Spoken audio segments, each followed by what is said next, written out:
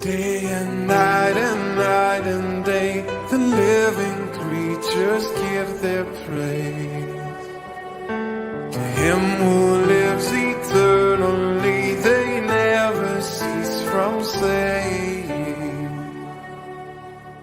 Holy, holy is Yahweh Almighty, worthy, worthy to receive all glory. Oh, hello. Welcome to Heart of the Tribe. My name is Chelle Wagner. I'm so glad you're able to come and join me today, whether it's live or it is later. I'm glad you're here. So we have reached Passover season. It's one of my favorite times of the year. I love when everything is coming up new, the brand new year, everything is sprouting. I've got I've been able to plant some flower seeds in the ground and I'm watching those come up and other things. And it's always exciting to see the trees come alive. Where I live, it is a magnificent display of the glory of Yah, how he brings all the flowering trees to life again at this time. And so I wanted to just kind of zero in on what he's done for us and just talk about that for a little bit. So I was reading Psalm 18, and that is what really kind of inspired me for this. So it's entitled Rescued. That's my presentation today, because that's exactly what he did for me. He rescued me.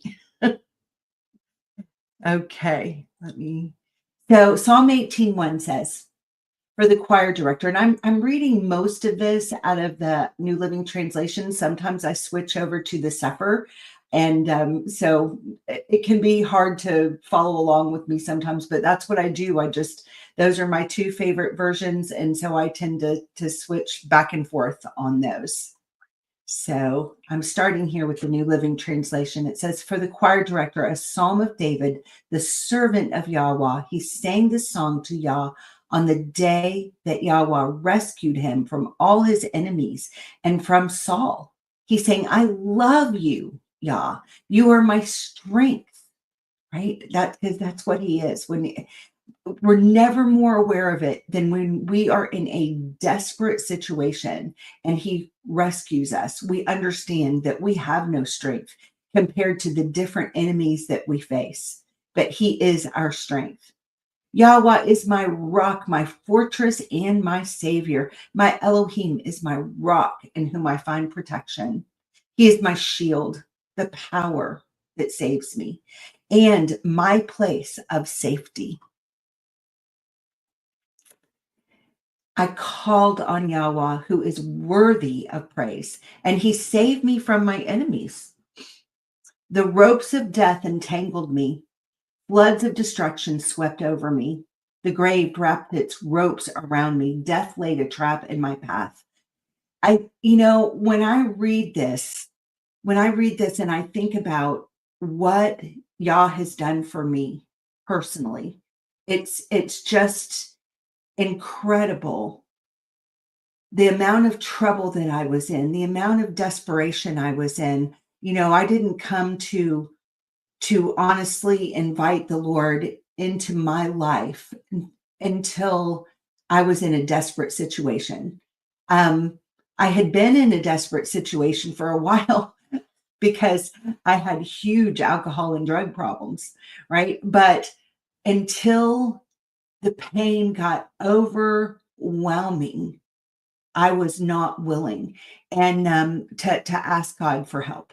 I just wasn't willing. And when the pain became overwhelming, I was in such a state. I was so wrapped up in the ropes and entangled by the ropes of the enemy. And it was traps I had walked into myself. I had made free will decisions to walk into those traps and entangle myself in the enemy's snare.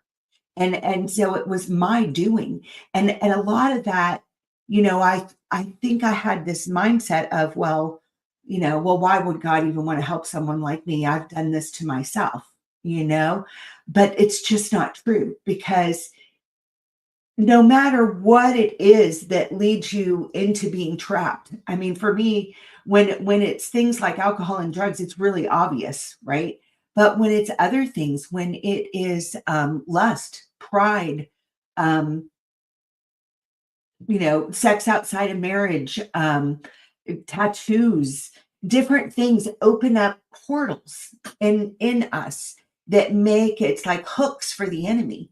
And we all have them. We all do it. It's our human condition. We are born into this iniquity and sin, and we are bombarded by the world, and we make bad choices. There it says that there's none without sin.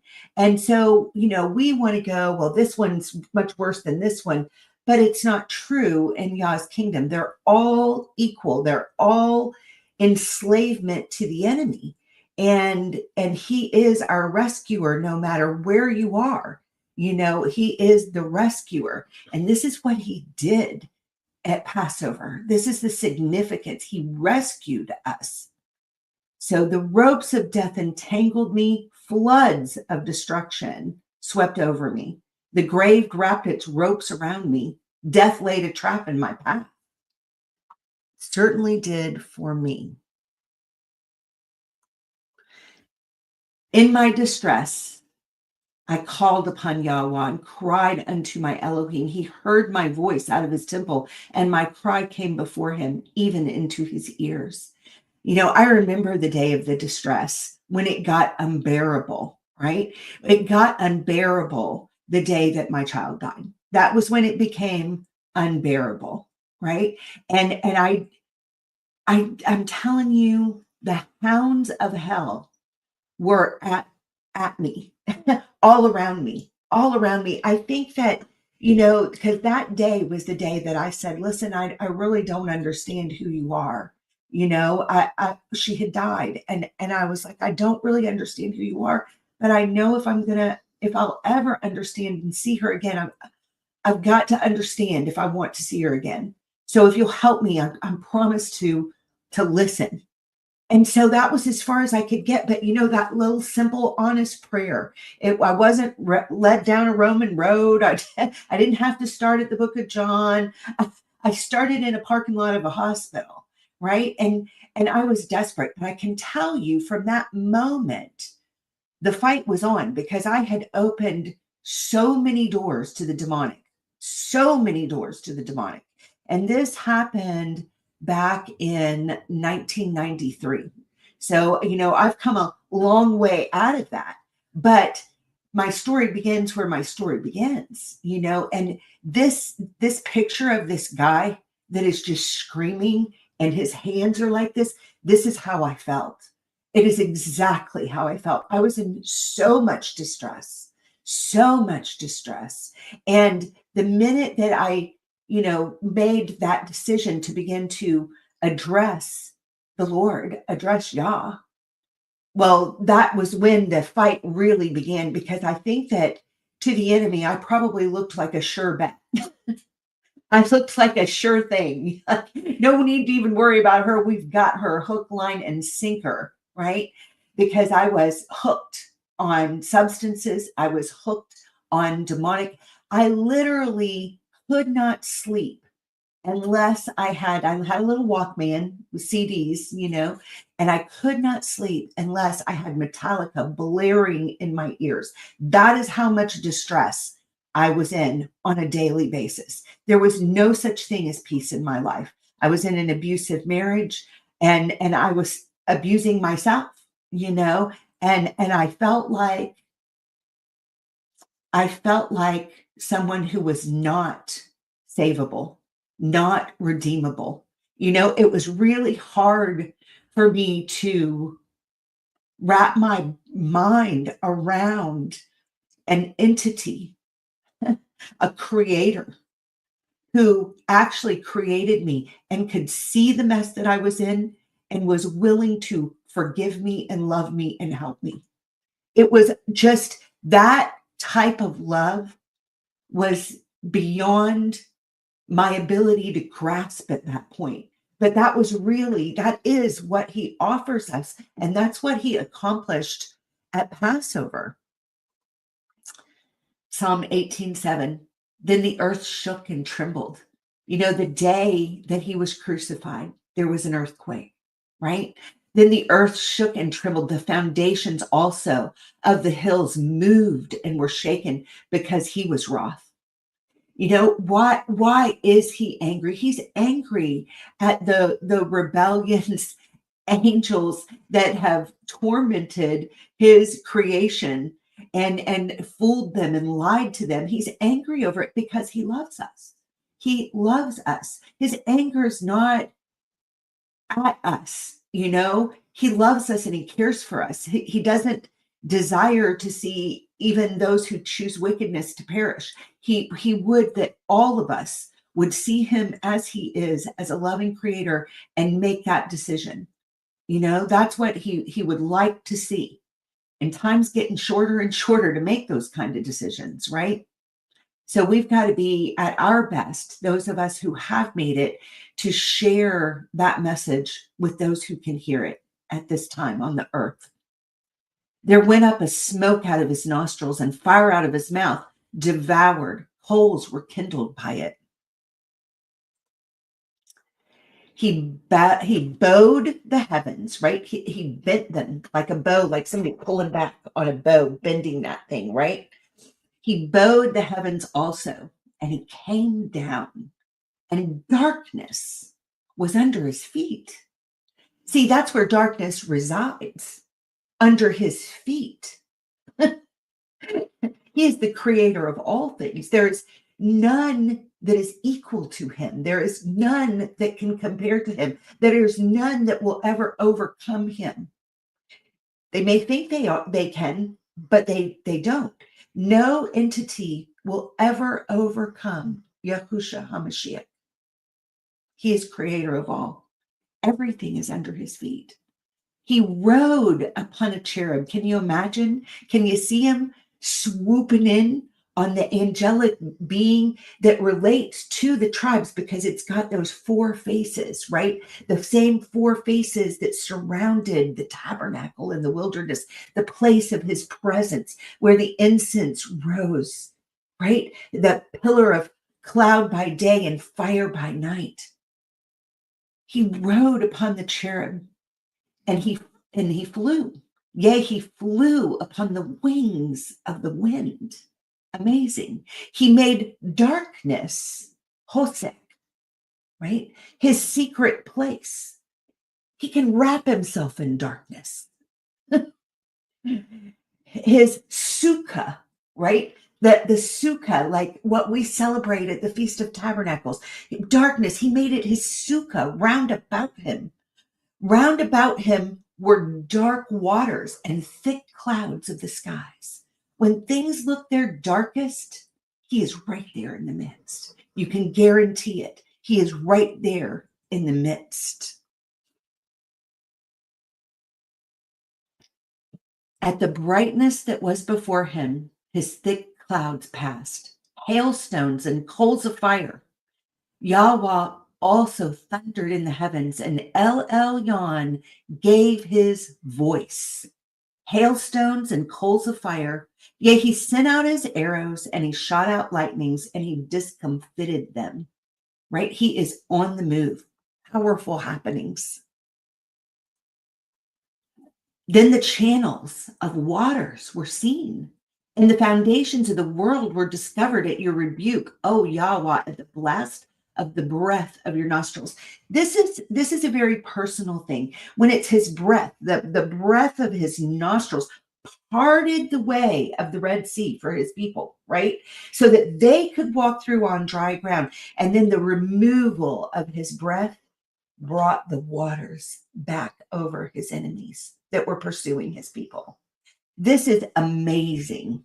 Absolutely amazing. It is so personal. Think about it. When you breathe upon something, how personal is this? He sent from above. He took me. He drew me out of many waters. You know, the waters is always in scripture a prophetic picture of the chaos of the world system, right? When we cry out for help and say, I need you, and we reached our hand up, his hand is right there to grab our hand and to pull us up out of the chaos so that we live in a totally different place. We are in the world, but we're no longer of the world. We have been translated out of a kingdom of darkness and into his kingdom of light. So he sent from above. He took me. He drew me out of many waters. He delivered me from my strong enemy and from them which hated me, for they were too strong for me. They prevented me in the day of my calamity, but Yahuah was my stay. You know, an interesting thing about deliverance, some things in my life, he delivered me just instantly. Other things I have had to really lay down myself. You know, I've had to humble myself greatly before him with tears and fasting and prayer, you know, in order for that deliverance to come. Because when the enemy gets a hook in you, it's really, he does not want to let go. I can promise you that. But he will let go when we persist in righteousness, when we persist, because Yah knows, Yah could deliver us instantly from everything. But sometimes he needs us to feel the pain of it so that we will have a spirit of compassion within us for others who are suffering and having a hard time. And sometimes he just needs us to realize our great need and dependence upon him, you know? So he chooses in his wisdom, there are lessons, you know, sometimes things are hooked to other things.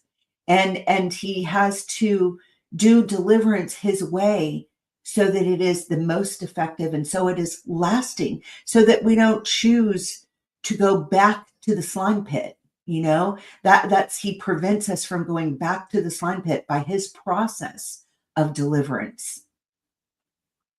Yahuah is my stay. So let's go over to Matthew 26 for a moment, and let's see what was happening right there at Passover. Okay. So here it is, Matthew 26 through 29. And it says, as they were eating, Yahusha took the bread, the unleavened bread, right? This is, we're going to be going into that week of unleavened bread. You know, the leavening is symbolic of all the extra garbage that gets added in and puffs things up, right? It's specifically about sin, about pride, you know, about all sin. Think about them. It puffs things up. I think of pride because of the puffiness, right? But so it's our week of unleavened bread. And so, you know, we want, because of the symbolism of that, we get rid of that out of our houses, right? We don't want to go stash it somewhere and bring it back, because why would we want to, you know, bring sin back into our lives? We want to be cleansed of that and have a new start with Yahusha. This is our time for a new and a fresh start. And I don't care how long you have been walking with him, every year we need this fresh start. We need to examine things, because life in the kingdom is about growth. And, you know, we walk this cyclical pattern, the patterns, it's the cycles of righteousness is used in the scriptures. Well, what is that? Well, the cycle, we go around these feasts every year. They're a cycle, right? And they're a cycle of righteousness, because in keeping them, that is like our commitment to want to be in right standing with him. So we're walking out cycles of righteousness in our life. And it's not like this flat circle that's the same every year. As we grow in grace and in maturity, in the word, in understanding, in knowledge, in wisdom, that we are spiraling more towards his character. John expressed it best when he said, more of you, less of me. Because that's what we're doing, is we walk out cycles of righteousness every day, every week, every Shabbat, every year, right? So back to Matthew 26:26. And as they were eating, Yahusha took the bread and he blessed it and he broke it and he gave it to his Talmudim, his disciples, right? And he said, take, eat, this is my body.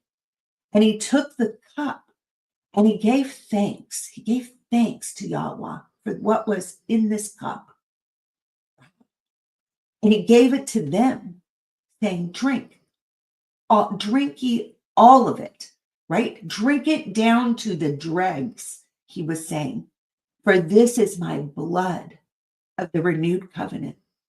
Renewed covenant, right there. Not a new covenant, a renewed covenant. Well, what had happened to break the covenant? Well, the covenant had been broken when Adam and Eve sinned. It had been broken for a long time when they ate from the tree of the knowledge of the fruit, of good and evil. When they ate that, this covenant was broken and they were removed from his presence. They were sent out of the garden, right? So that they didn't have direct communication with him. So now we're looking at Yahusha coming and making a way, because when he gave up his ruach, when his spirit departed him and left, the temple veil that separated the holy place, right? It wasn't that people couldn't pray. It wasn't that people had no relationship, but an entering in to the secret places, the holy place, that what was veiled off and was only for the high priest. And now a way had been made, that curtain ripped from the top to the bottom.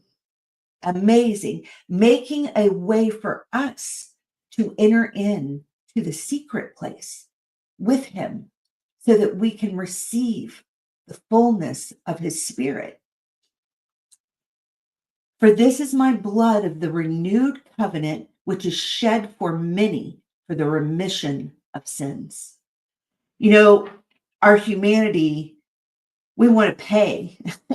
Right? Forgiveness is so hard for us to accept sometimes, and we can frustrate ourselves in this whole concept of trying to earn our salvation, which we cannot do, especially if we've been walking in the word for a while and with Yah for a while, and we have a besetting sin, or something that troubles us. It's like Paul said, I do what I don't want to do. There's always something that's like a thorn in the side, that's like, I just can't seem to get this right, and so we will kind of, abase ourselves and abuse ourselves, instead of just giving up and saying, your blood covers my sin. I'm going to continue to trust that you will help me with this, and giving it up and just accepting his blood covering for this. Because what will happen is the enemy will come, right? The enemy knows us better than we know ourselves.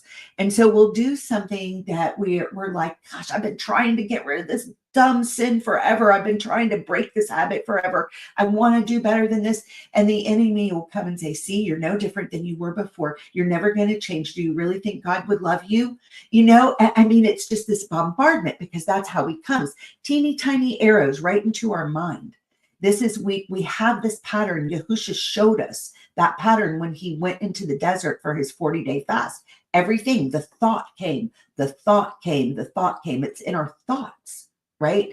And so when this happens to me, what I have learned to do, because I don't want to be trying to get into a chair that I'm already in, right? There's nothing more frustrating than being, okay, I'm seated in a chair, right? And now I'm telling myself I've got to get in that chair. Well, I'm already there. I'm there. I'm already in the renewed covenant. I'm already covered by the blood of the Savior, right? There's nothing that I can do to make that more or less. It's done. It's a done deal. It doesn't mean that I'm perfect. It doesn't mean that I don't have issues.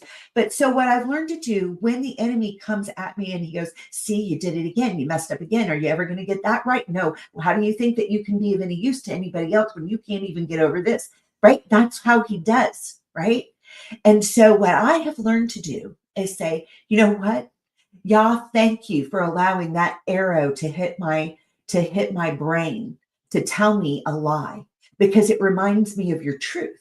Because the truth is, I'm covered by your blood, and you will help me overcome every obstacle in your good timing, as long as I keep giving it my best effort and keep crying out to you for my deliverance.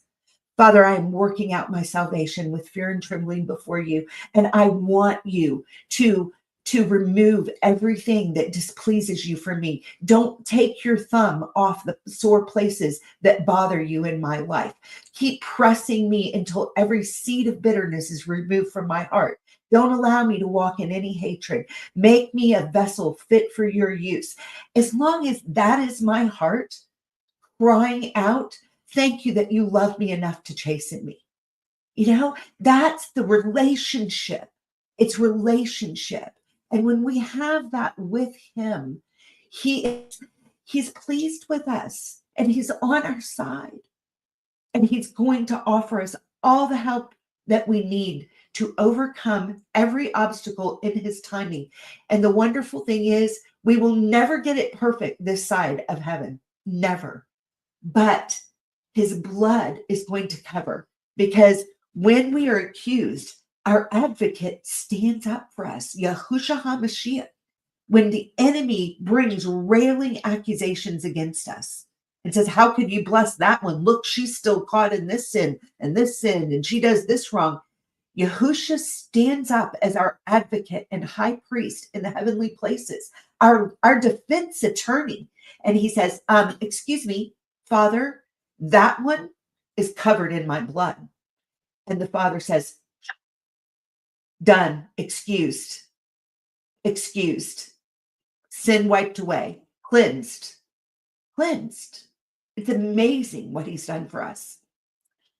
But I say unto you, so I'm in Matthew 26:29, but I say unto you, I will not drink henceforth of this fruit of the vine until that day when I drink it anew with you in my Father's kingdom. Yahusha, when he had cried again, now I'm in Matthew 27:50 through 53. This is the day that he died. This is, at the very end of the crucifixion day, when he was literally our Passover lamb. Yahusha, when he had cried again with a loud voice, he yielded up his ruach. And behold, the veil of the temple was rent in two from the top to the bottom. If it had been from the bottom to the top, they could have said it was man. This thing was massive, right? It happened, and the earth quaked, right? There was an earthquake. The rocks really ripped apart, right? And the graves were opened, and many bodies of the Kodashim. Who was that? That is those who had died in the righteousness of belief in him, in Yah, who had a righteous relationship with Yah, right? Many bodies of the Kodashim which slept, they rose up from the grave at that moment. Can you imagine? And they came out of the graves after his resurrection, and they went into the holy city. They went to Jerusalem, and they appeared to many people. I mean, can you imagine? I buried grandma 3 months ago, and now here she is. She was righteous her whole life. She always was, loving Yah and keeping the feast and loved him with all her heart. And now here she is before me. Can you imagine that day? I mean, what a day that was. He defeated death, hell, and the grave, and he defeated it for us. For us. 1 Peter 3:18 through 20 says, Christ suffered for our sins once for all time. He never sinned, but he died for sinners to bring us, right? To bring you, to bring me, to bring us safely home to our Elohim. He suffered physical death. It was not without pain. It was with great pain. And even worse, his heart had to carry the weight of the sins of the world. When I think about how much my sin weighed, mine alone would have been enough to do someone in, you know? But he did it for all people, for all time, even those who have yet to accept that free gift of salvation. He bore it. So he went. Okay, let me go back. He never sinned, but he died for sinners to bring you safely home to Elohim. He suffered physical death, but he was raised to life in the spirit, in the Ruach. So he went and he preached to the spirits in prison. Okay, that's a really interesting verse. And so I had to look at what that was. Who was that? He preached to the spirits in prison. Those who disobeyed God long ago when God waited patiently while Noah was building his boat. So let's look at that for just a moment because this is fascinating. It says in 2 Peter 2:4, for God did not spare even the angels who sinned, right? This gives us a hint. Who is he talking about?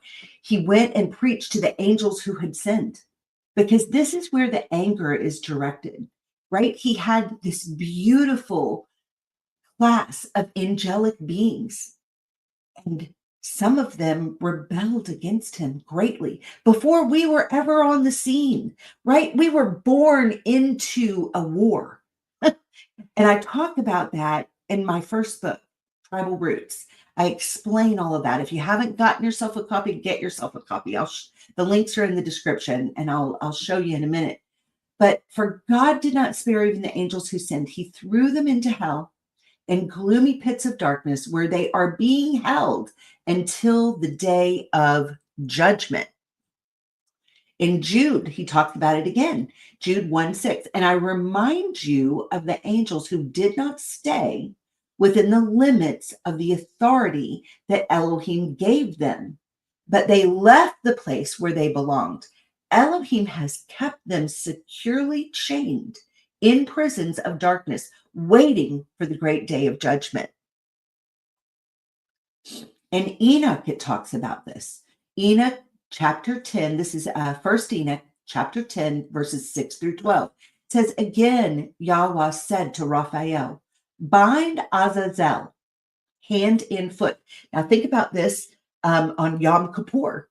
We deal with Azazel, right? And I deal with this, the whole concept of this in my second book, Tribal Heart Cry. And in the section, the chapter of Judah, this is where you'll find this because I wrote about this whole thing extensively because Judah's two sons have a significance in this, okay?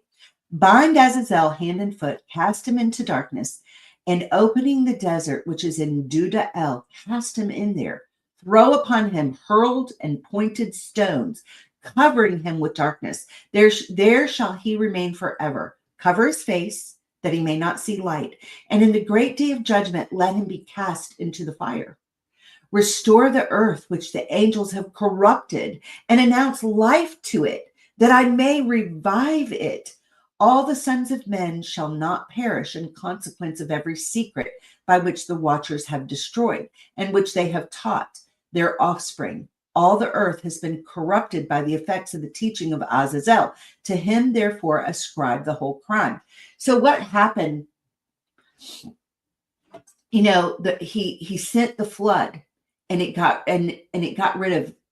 rid of most of the problem, but not all of it. So, you know, what happens when tares are in a farmer's field? All right, think about that. If he floods the field, it will get rid of them for a while, but they'll come back. If he burns the field, you can get rid of them permanently. So we're looking at different aspects. It's like we've got to understand the physical elements that were used and understand these greater principles, okay? As some of it, we were dealing with some marine spirits, and they were perfectly fine in the water, right? Okay, so I talk about this whole concept a lot in Tribal Heart Cry, what I was talking about with Azazel. And so this is my new book that is out. I've finished 2 books this year because I have been writing them forever. So I was finally able to get them available for you. So both the links are in the description. I hope you'll get yourself a copy. I'm really excited about this. And the other one for Tribal Roots is there too. So now back to 1 Peter 3:20. Only 8 people were saved from drowning in that terrible flood. And that water is a picture of baptism, which now saves you, not by removing dirt from your body, but as a response to God from a clean conscience. It is effective because of the resurrection of Jesus Christ, Yahusha HaMashiach, because he defeated death, hell, and the grave for us. Now, Christ has gone to heaven. He's seated in the place of honor next to Elohim, and all the angels and authorities and powers accept his authority. Colossians 2:10 through 15. So you also are complete through your union with Christ, who is the head over every ruler and authority. When you came to Yahusha, you were circumcised, but not by a physical procedure. Yahusha performed a spiritual circumcision, the cutting away of your sinful nature. For you were buried with Christ when you were baptized, and with him you were raised to new life because you trusted the mighty power of Elohim, who raised Yahusha from the dead. You were dead because of your sins and because of your sinful nature was not yet cut away. Then Elohim made you alive with Yahusha, for he forgave all our sin. He canceled, struck it out, marked through it, did away with it, ripped up the charges, right? He canceled the record of the charges against us and took it away by nailing it to the cross. In this way, he disarmed the spiritual rulers and authorities. He shamed them publicly by victory over them on the cross. So what does this mean when he disarmed them? They're shooting blank bullets at us. They're only going to be allowed to be real bullets if we accept them that way. We've got to change our perception to the perception of a heavenly view of what was done for us. We don't have to accept those accusations. Rebuke it in the name of Yahusha. Say, I am not that person anymore. And get on with the whatever it is Yah is calling you to do at this hour on the earth. Because there's a lot to be done. Verse, I think this is 1 Corinthians 2:6. It is through 9. Yet when I am among mature believers, I do speak with words of wisdom, but not the kind of wisdom that belongs to this world or to the rulers of this world who are soon forgotten. No, the wisdom that we speak is of the mystery, the mysterion, right, of Elohim. This word is used, mysterion, 22 times in the New Covenant scriptures, and which that is so significant because we have 22 Hebrew pictograph letters, right? The original, right? There were 22. And so each mystery is associated with one of those letters. And it's a mystery of the kingdom, each one of them, right? His plan that was previously, and if you want to hear more about that, you can take my class. It's at sepharacademy.net. No, the wisdom we speak of is the mystery of God, his plan that was previously hidden, even though he made it for our ultimate glory before the world began. But the rulers of this world have not understood it. If they had, they would not have crucified our glorious Lord. I go into why they don't understand it in my book, in Tribal Roots. That is what the scriptures mean when they say, no eye has seen, no ear has heard, and no mind has imagined what God has prepared for those who love him. And that was what I had for you today. I hope this was a blessing for you, and be blessed. Have a wonderful Passover, unleavened bread, first fruits. Have a wonderful Holy Week. Enjoy it to its fullness. Spend time with Elohim. Ask him, what's leaven in your life today. And just draw near and draw close and be refreshed and renewed and ready for whatever he has next on your plate. So blessings to you. And for now, I will say shalom. Day and night and day, the living creatures give their praise. To him who lives eternally, they never cease from saying, holy, holy is Yahweh.